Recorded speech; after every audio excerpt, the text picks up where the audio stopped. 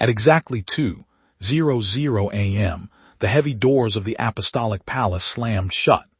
Inside the Vatican, one of the Church's most powerful cardinals stood face to face with Pope Leo XIV, completely unaware that his entire career was about to end.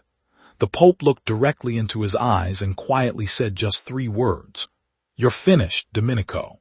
Those words would trigger one of the biggest scandals the Vatican had witnessed in decades.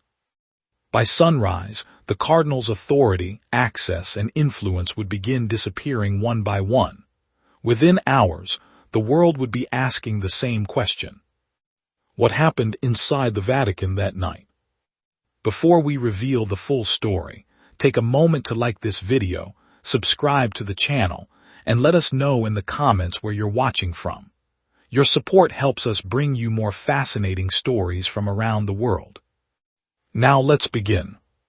Everything started on the night of July 1, 2026. At around 11:00 p.m., an investigative journalist in Milan named Giuliana Ferro received an unexpected phone call from an unknown Vatican extension. She had spent years investigating Vatican finances and exposing corruption, so when the phone rang, she answered immediately. The voice on the other end was nervous. It belonged to a mid-level Vatican financial official. He told her he had uncovered information that couldn't wait another day. While digitizing old financial records under Pope Leo XIV's new transparency reforms, he discovered something alarming. Hidden inside dormant accounts were 17 separate wire transfers, spread across 4 years, totaling more than 11 million euros. Every transfer carried the same internal authorization code. According to the records, that code belonged to Cardinal Domenico XIV, one of the Vatican's most influential financial officials.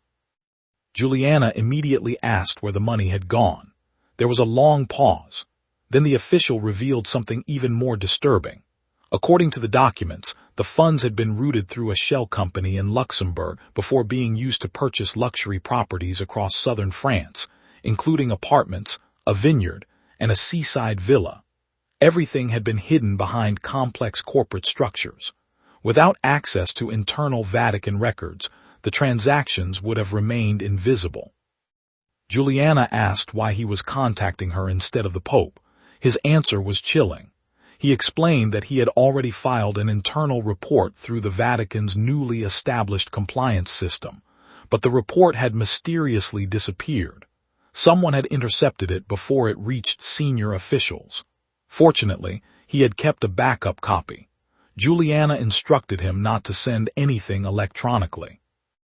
Instead, she asked him to print the documents and leave them the following morning inside a sealed envelope at a small cafe in Rome. He agreed, but neither of them realized that the phone call itself had already been detected by the Vatican's newly upgraded monitoring system. Only 48 hours earlier, Pope Leo XIV had approved a series of financial oversight reforms. One of those systems automatically flagged suspicious communications between Vatican officials and investigative journalists. At 6:00 a.m. the following morning, Archbishop Matteo Contrini, head of the Vatican's Internal Compliance Division, received the alert. After reviewing the report, he made a decision. He didn't call Cardinal XIV.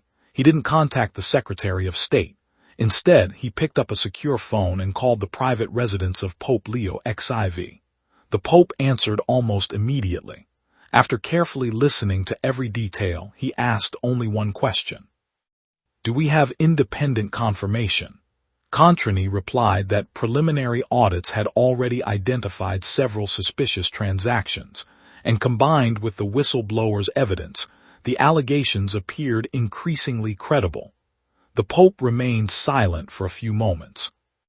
Then he issued 3 clear instructions. First, secure every financial record connected to the suspicious transfers. Second, temporarily suspend Cardinal XIV's diplomatic travel privileges. Third, bring every available document to the Apostolic Palace by 9:00 a.m. Before ending the call, Pope Leo XIV added one final instruction.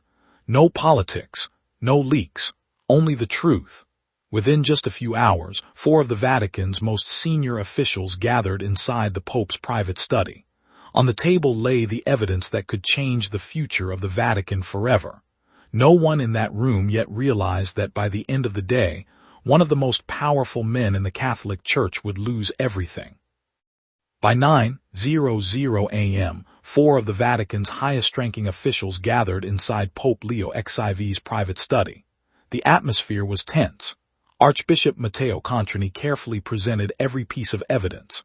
17 suspicious wire transfers, more than 11 million euros, a shell company in Luxembourg, luxury properties in southern France, and a whistleblower who claimed his official report had been deliberately erased. When the presentation ended, the room fell silent. No one spoke for nearly a full minute. Finally, one senior official broke the silence. He warned that moving against Cardinal Domenico Rosti without absolute certainty could shake the Vatican to its core. Rosti wasn't just another cardinal. He had served the Church for more than 3 decades. He had survived multiple papacies. He had powerful allies throughout the Roman Curia. Removing him would create headlines around the world. But another advisor disagreed.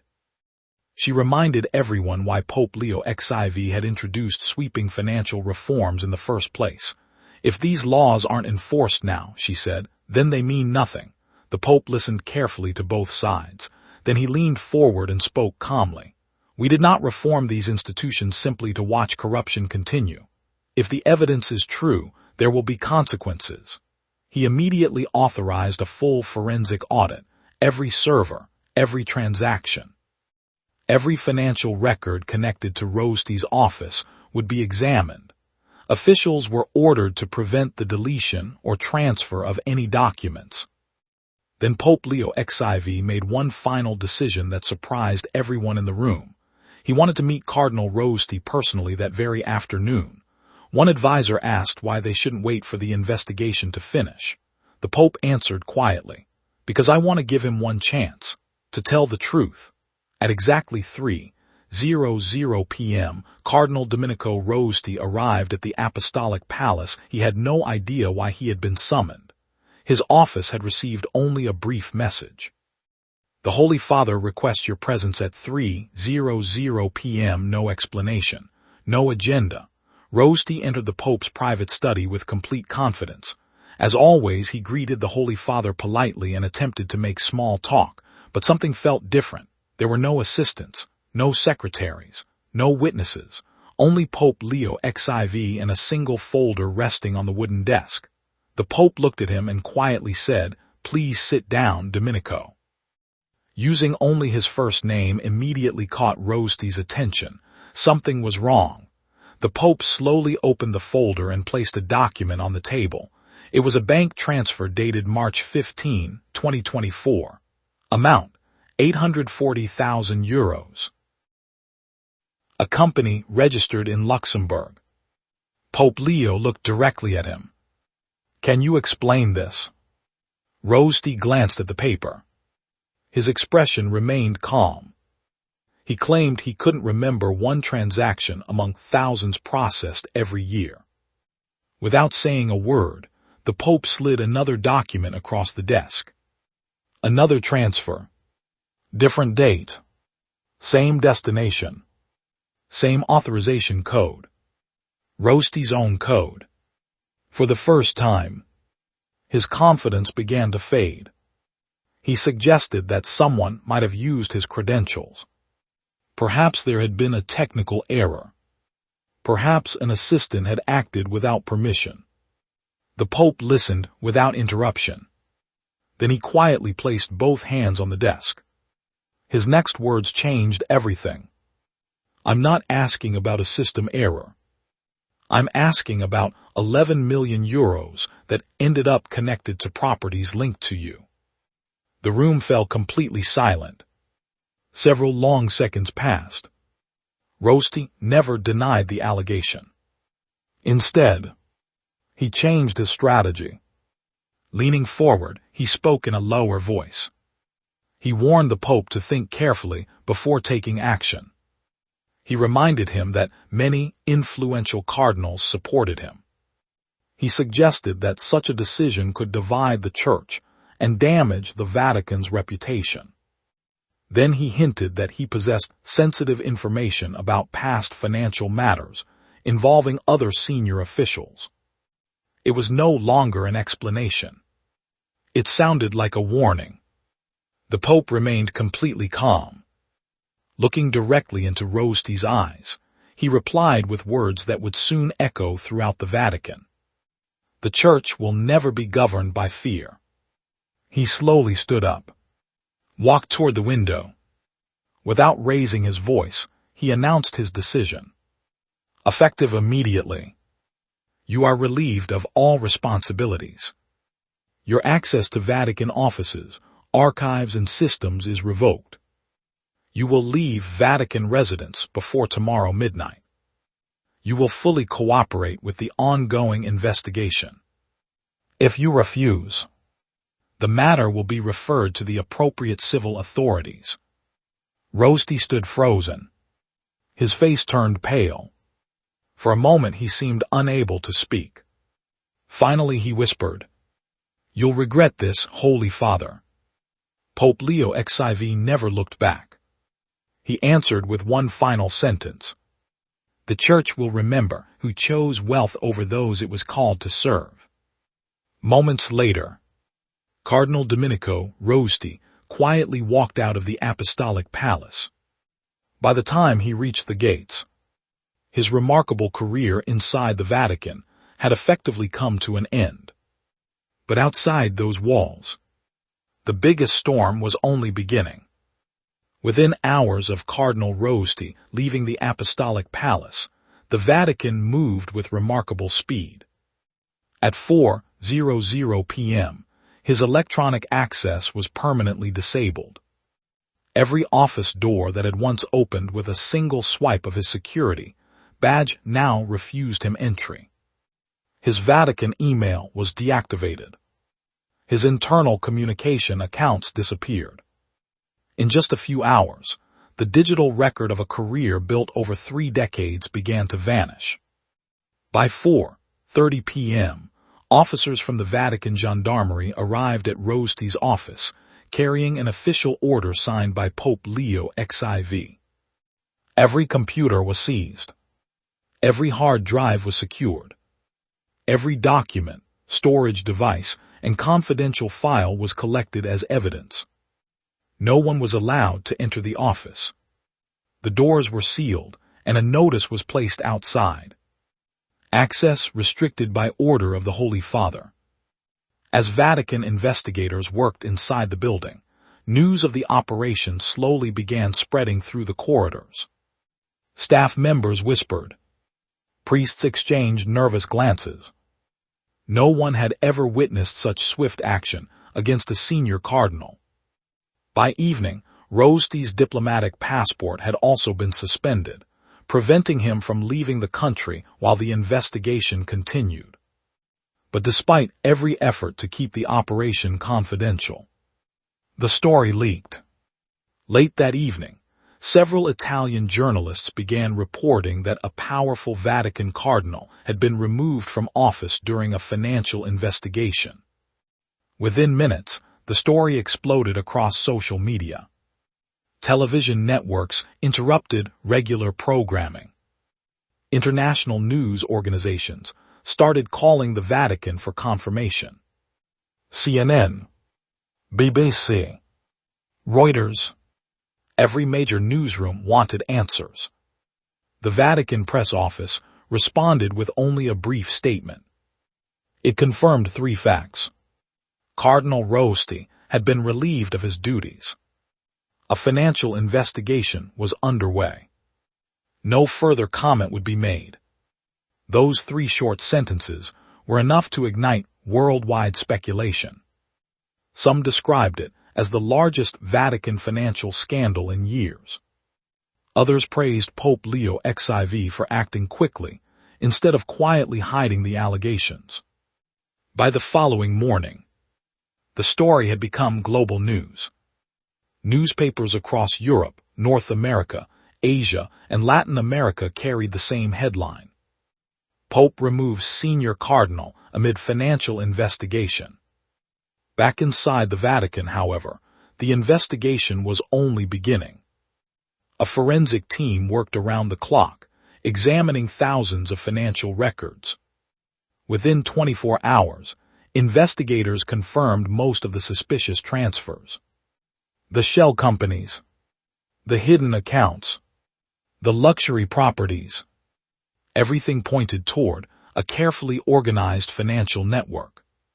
Even more shocking, investigators discovered that internal compliance reports had been intercepted before reaching senior officials.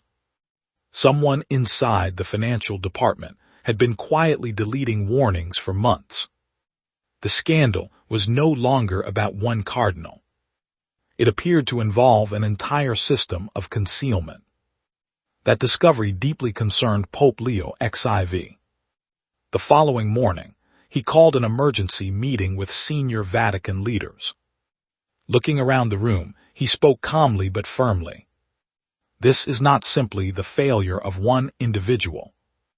It is the failure of a system that allowed wrongdoing to remain hidden.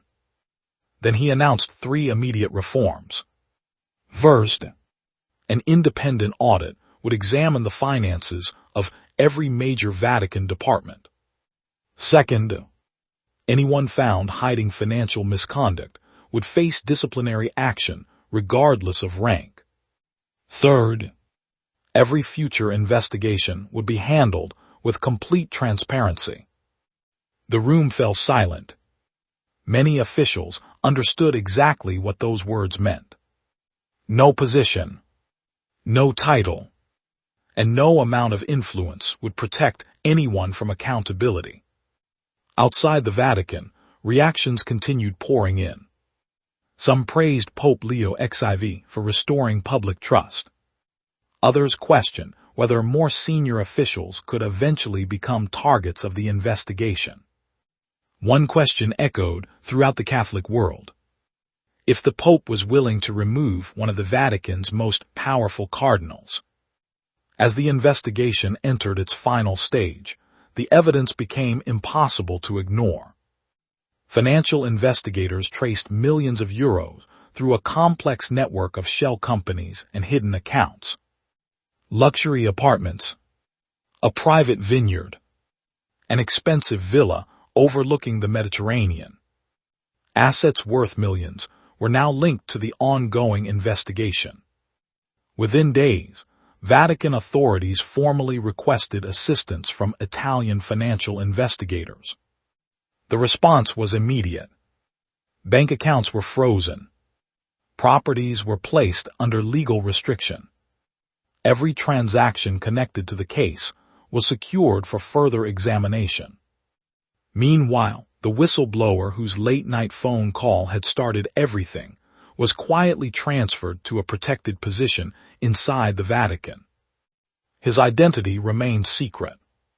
Pope Leo XIV personally ordered that he receive complete protection. According to those close to the investigation, the Pope gave only one instruction. He told the truth, protect him. While investigators continued their work, the world waited for the Pope to speak publicly. Then, he did something almost no one expected. Instead of holding a press conference, Pope Leo XIV released a handwritten letter addressed to Catholics around the world. The message was simple, but unforgettable. He acknowledged that a senior church official had been removed following evidence of serious financial misconduct. He explained that the Vatican's new transparency system had worked exactly as it was designed to work. Then he addressed those calling for silence. The Pope wrote, "Some believe these matters should remain hidden for the sake of the Church. But the Church cannot defend truth while hiding wrongdoing." He continued with a sentence that quickly spread across the world. Transparency strengthens faith, secrecy weakens it. Within hours, the letter had been translated into dozens of languages. Millions of people shared it online. Many described it as one of the strongest public statements ever made by a modern pope, regarding financial accountability. Inside the Vatican, however, the impact was even greater. Several senior officials quietly resigned before the independent audits reached their departments. Others immediately began reviewing years of financial records. For the first time in decades, many realized that no office, no title, and no influence placed anyone above accountability. A few days later, Pope Leo XIV traveled to the Italian island of Lampedusa. Some advisors suggested postponing the visit because of the worldwide media attention. The Pope refused. He simply replied, "The Church does not postpone compassion because of scandal." Standing before migrants who had risked everything in search of safety, he spoke about justice, honesty, and protecting the vulnerable. As he left, one reporter shouted a final question. "Holy Father, do you have any regrets about removing Cardinal Rosti?" The Pope stopped walking. He turned toward the cameras. After a brief pause, he answered with quiet conviction, "My only regret is that every euro taken was a euro that could have helped someone in need." Without another word, he stepped into the helicopter and departed. His answer quickly became the headline scene around the world. In the weeks that followed, independent audits expanded across multiple Vatican departments. Financial oversight became stricter. Transparency rules were strengthened. Internal reporting systems were completely redesigned. Whether viewed as a historic reform or one of the Vatican's greatest modern controversies, one thing was undeniable. The events of those few days changed the Catholic Church forever. And Pope Leo XIV sent a message that echoed far beyond the walls of the Vatican. No one is above accountability. Not even the most powerful. Thank you for watching. What do you think? Did Pope Leo XIV make the right decision? Or should the investigation have remained completely private? Share your thoughts in the comments below. If you enjoyed this documentary, don't forget to like, subscribe, and turn on the notification bell so you never miss our next story. Until next time, stay informed, stay curious, and remember, sometimes the greatest secrets are hidden in the places we trust the most.